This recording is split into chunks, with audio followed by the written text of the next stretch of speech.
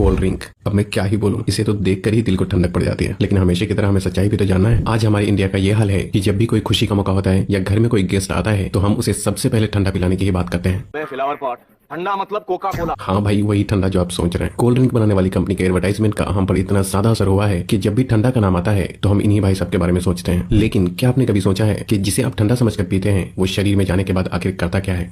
Cold drink पर अगर सबसे ज्यादा किसी चीज के बारे में सवाल उठाया जाता है तो वह है इसमें मौजूद चीनी। लेकिन आपको जानकर हैरानी होगी कि चीनी का नुकसान तो बस एक ट्रेलर है, इसमें और भी इतनी सारी नुकसान पहुंचाने वाली चीज मौजूद है जिसके बारे में ज्यादातर लोग नहीं जानते। सबसे पहले तो लोगों में ये गलतफहमी है कि कोल्ड ड्रिंक पीने से पेट की गैस बाहर निकलती है। इसलिए चलिए आज हम शुरुआत यहीं से करते हैं। कोल्ड ड्रिंक में सबसे ज्यादा पानी की मात्रा होती है। अब यहाँ पानी मतलब आपके घर में आने वाला पानी नहीं, बल्कि सभी तरह के कोल्ड ड्रिंक को बनाने के लिए कार्बोनेटेड वाटर का इस्तेमाल किया जाता है, जिसे सोडा वाटर के नाम से भी जाना जाता है। एक ऐसा पानी जिसमें कार्बन डाइऑक्साइड गैस पहले से ही मिलाया गया होता है। यही वजह है कि कोल्ड ड्रिंक पीने के बाद बार बार डकार आने लगती है, क्योंकि जो गैस कोल्ड ड्रिंक में पहले से मौजूद होती है शरीर में जाने के बाद हमारा शरीर उसे बाहर निकालने की कोशिश करने लगता है, जिससे लोगों को ऐसा लगता है कि उनके पेट की गैस बाहर निकल रही है। कोल्ड ड्रिंक को किसी ग्लास में निकालने पर आप खुद भी गैस को ऊपर आता हुआ आसानी से देख सकते हैं। लेकिन फिर भी देखा जाए तो ये तो एक छोटा विलेन है जो कि पीते वक्त आपके दांतों की ऊपरी परत को और आपके शरीर को थोड़ा बहुत नुकसान पहुंचा सकता है। लेकिन मेन विलन तो अभी भी बाकी है।